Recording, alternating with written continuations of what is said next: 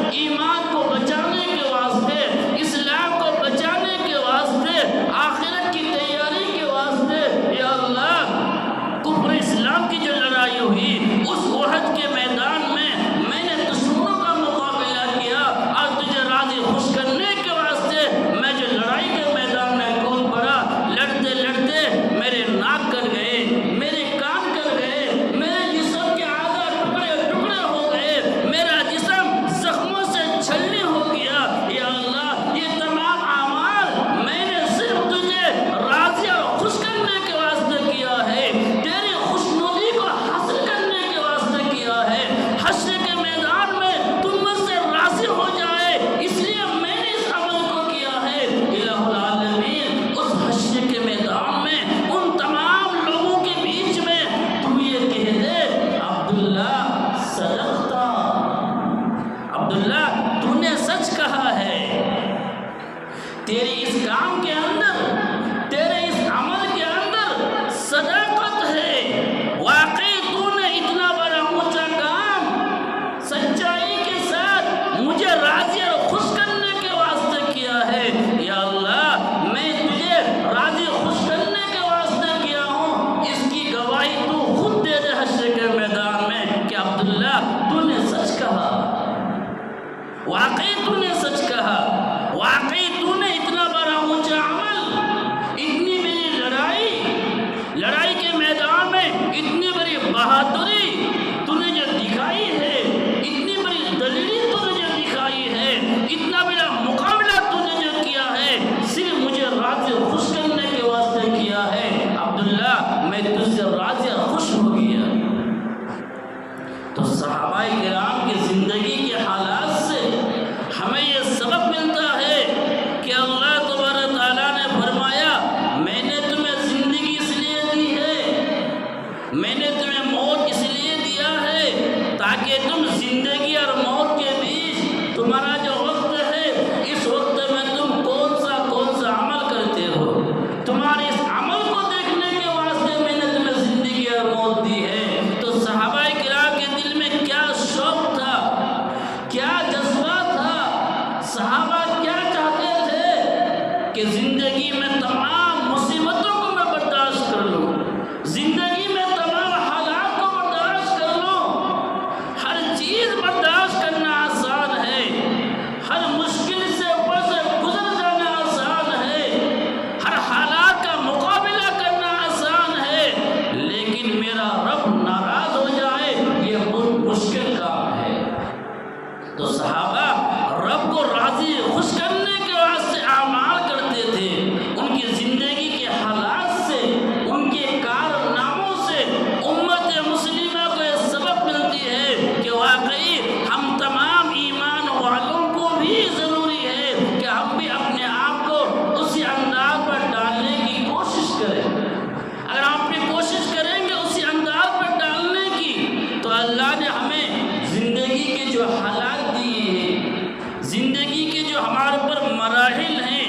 یعنی جس حالت میں ہم زندگی گزار رہے ہیں، اسی حالت میں ہم اللہ کو راضی خوش کرنے کے واسطے اعمال ڈھونڈیں گے۔ ہماری جو زندگی گزر رہی ہے، جس حالات میں گزر رہی ہے، اسی حالات کے اوپر اللہ کے حکم کو تلاش کرنے کی ضرورت ہے، نبی پاک صلی اللہ علیہ وسلم کے طریقے کو تلاش کرنے کی ضرورت ہے۔ اللہ تبارک تعالیٰ نے جو ہمیں زندگی دی ہے، جس حالت میں رکھا ہے، اسی حالت میں اللہ کو راضی خوش کرنے کے والا عمل تلاش کرنے کی ضرورت ہے۔ ہمیں سر خراب کرنے کی ضرورت نہیں، دماغ خراب کرنے کی ضرورت نہیں کہ صحابہ تو لڑائی کے میدان میں گئے تھے، صحابہ تو ملکوں کا سفر کیے، پورے دنیا کے کونے کونے کا سفر کیے، دین کے خاطر، اسلام کے خاطر، اللہ کو راضی خوش کرنے کے واسطے کون سے اعمال کر بیٹھے صحابہ۔ میں کیا کروں، میں کیسے جاؤں لڑائی کے میدان میں، میں تو مرگل میں ہوں، بنگال پیٹ میں ہوں، کہاں لڑائی کا میدان ڈھونڈوں، جوش میں آ جاؤں، تلوار نکالو، کافروں سے لڑو، ویسا تو ماحول نظر نہیں آ رہا ہے۔ تو سر خراب کرنے کی، ٹینشن لینے کی، دماغ خراب کرنے کی ضرورت نہیں۔ اللہ نے ہمیں جو صبح سے شام تک کی زندگی دی ہے، اسی زندگی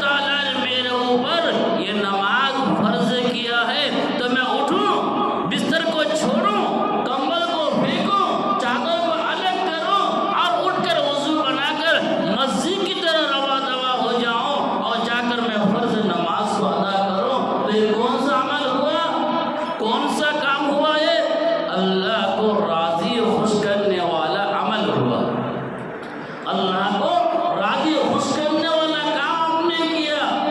اگر آپ سو گئے، اگر آپ آرام کی نیند سو رہے ہیں، آرام کی نیند سو رہے ہیں، مزے کے نیند لے رہے ہیں، اللہ کا حکم آیا، وہ وقت گزر بھی گیا، تو آپ کون سا عمل کیے؟ نافرمانی والا عمل ہوا، نافرمانی والا عمل ہو گیا، اللہ کو ناراض کرنے والا کام کر بیٹھے۔ حشر کے میدان میں جو اللہ کے سامنے ہماری حاضری ہوگی، ہمارے اس کام کی وجہ سے، ہماری اس حرکت کی وجہ سے اللہ تبارک تعالیٰ غصے کے مارے اپنا رخ چہرہ پھیر لیں گے۔ روایتوں کے اندر آتا ہے، حضرت علماء کرام فرماتے ہیں، حشر کے میدان میں قیامت کے دن جو عذابات ہیں، جو عذاب ہے، جو سزائیں ہیں، اس کی بیان میں لایا نہیں جا سکتا، اس کی تاب کوئی برداشت نہیں کر سکتا، اس کے بارے میں کوئی سوچ نہیں سکتا، اتنی سخت سے سخت سزائیں ہیں۔ علماء کرام فرماتے ہیں ان تمام سزاؤں کو ایک طرف کر دو، تمام عذابات کو ایک طرف کر دو، اللہ تبارک تعالیٰ جب بندے سے ناراض ہو کر اپنا رخ مبارک پھیر لیں گے، ناراض ہو کر اللہ تبارک تعالیٰ اپنے بندے سے اپنے چہرے کا جو پھیر لیں گے، تو یہی سب سے زیادہ عذاب ہے، سب سے زیادہ یہ عذاب ہے، سب سے زیادہ خطرناک یہ سزا ہے۔ حشر کے میدان میں رب العالمین کا غصے سے چہرہ پھیر لینا، مخاطب نہیں ہونا، کتنا بڑا سخت عذاب ہے۔ جہنم کے عذابات سے زیادہ، جہنم کی سزاؤں سے زیادہ یہ سب سے بڑی سزا ہے کہ اللہ بندے سے ناراض ہو کر چہرہ مبارک پھیر لیا۔ آدمی سوچنے پر مجبور ہو جائے، غور و فکر کرنے پر مجبور ہو جائے کہ صحابہ کرام نے رب کو راضی خوش کرنے کے واسطے کیسے عمل کیا۔ وہ اللہ کا حکم تھا جہاد کرنا، صحابہ جہاد کے میدان میں کود پڑے، گردنوں کو کٹا دیے، خون کے قطرے بہا ڈالے۔ صحابہ کرام نے اپنی بیویوں کو بیوہ کر دیا، بچوں کو یتیم کر دیا۔ کیوں؟ اس لیے مجھے میرے رب کو راضی کرنا ہے، پروردگار کو خوش کرنا ہے۔ تو یہاں بھی یہ حکم دیا جا رہا ہے کہ اللہ کے حکم کو ادا کرو، اللہ کے حکم کو ادا کرنے کے واسطے نیند کو توڑو۔ پھر ہم نے جب فجر کی نماز پڑھ لی، اللہ کے حکم کو ادا کر لیا، تو اللہ تبارک تعالیٰ کو راضی خوش کرنے والا عمل آپ کر بیٹھے۔ پھر زندگی کے اوقات سامنے ہیں، آپ زندگی گزار رہے ہیں، کام میں گئے، مشغولیات میں گئے، کھیتی میں گئے، بزنس میں گئے، تجارت میں گئے، اللہ تبارک تعالیٰ اب یہاں یہ دیکھنا چاہتے ہیں کہ میرا بندہ کھیتی کیسے کرتا ہے، میرا بندہ بزنس کیسے کرتا ہے، میرا بندہ تجارت کیسے کرتا ہے، میرے بندے کو میں نے علم کی دولت سے نوازا، وہ بڑا وکیل بنا، بڑا ڈاکٹر بنا، بڑا آفیسر بنا، اپنے آفس میں بیٹھ کر کیسا عمل کرتا ہے، رشوت کا لیتا ہے یا حقیقت والا کام کرتا ہے۔ اللہ تبارک تعالیٰ نے جو زندگی دی ہے، اس زندگی